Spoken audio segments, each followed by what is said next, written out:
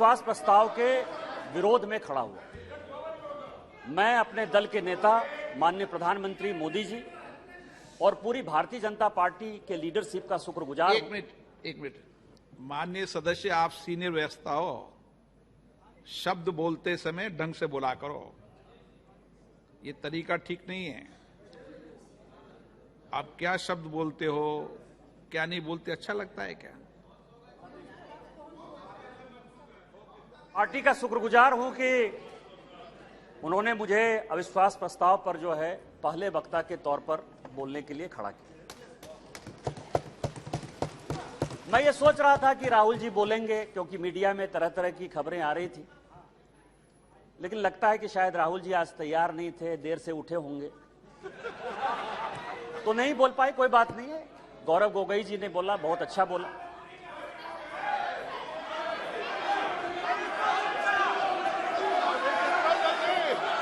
Speaker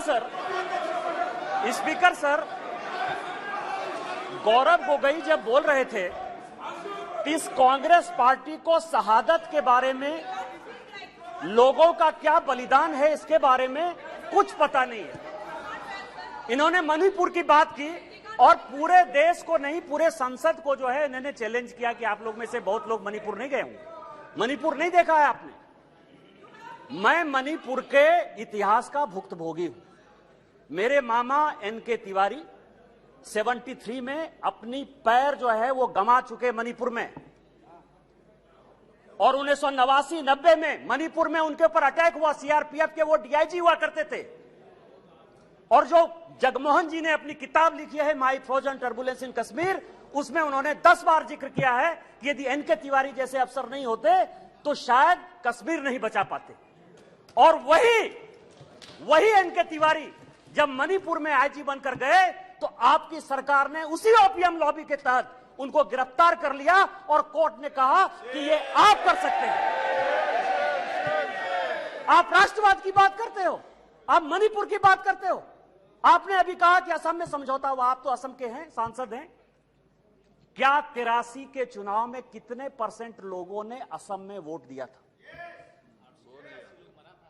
कितने लोग मारे गए थे? और जब आपने all India Assam students union के साथ समझौता किया तो उस समझौते का एक पार्ट था कि ये सरकार जो है हटाई जाएगी, आपकी सरकार खत्म की जाएगी। क्या वो समझौते का पार्ट नहीं था? मैं तो माननीय गृह मंत्री जी को कहूंगा कि वो समझौते का जो पूरा प्रारूप है इस सदन के अंदर जब अपना जवाब दें तो शायद वो जवाब देंगे। मिजोरम में आपने 7% वोट के आधार पर, केवल 7% वोट के आधार पर, केवल 7%, पूरे देश को जानने के लिए है, लालथन हावला की सरकार बना दी थी। और इसीलिए जब लाल डेंगा के साथ सरकार बनाई आपने, जब उनके साथ समझौता किया तो 7% के साथ आप उसको डेमोक्रेसी चलाने देते। इतिहास में जाइए, इतिहास में झांकिए, अलग अलग तरह की बातें करते हैं। कल राहुल जी आए, ऐसा हंगामा हुआ, पूरी दुनिया आ गई। राहुल जी गए कब थे?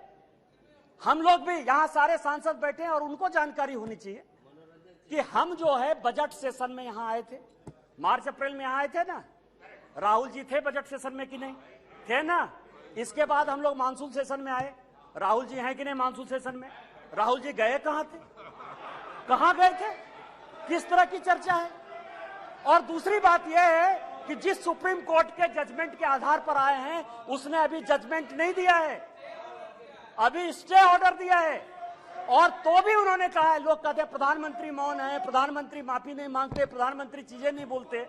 मैं ये कह रहा हूं कि ये क्या नहीं कर रहे हैं, या अभी भी कह रहे हैं, दो चीजें कह रहे हैं। मैं माफी नहीं मांगूंगा। क्यों माफी मांगे भाई?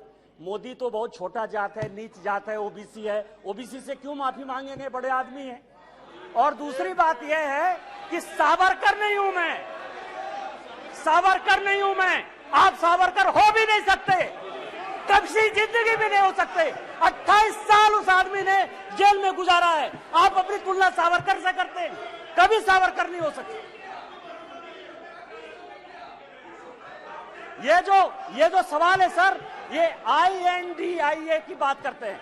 मुझे तो, मैं सोनिया जी का बहुत सम्मान करता हूं, और ये जो INDIA बना है सर, ये INDIA, यहां जितने लोग सांसद बैठे हैं ना, उनको रैंडम यदि आप पूछ लीजिए अपोजिशन वाले से कि INDIA का क्या फुल फॉर्म है, शायद कुछ ही लोग होंगे जो बता पाएंगे। और ये इंडिया बात कर रहे हैं सर। मैं तो इस मणिपुर का जो है शुक्रगुजार हूं, मणिपुर का शुक्रगुजार हूं, जिसको अभी आपने डांटा सर, दानिश अली को, जिसको आपने डांटा, भारत माता की जय कहने पर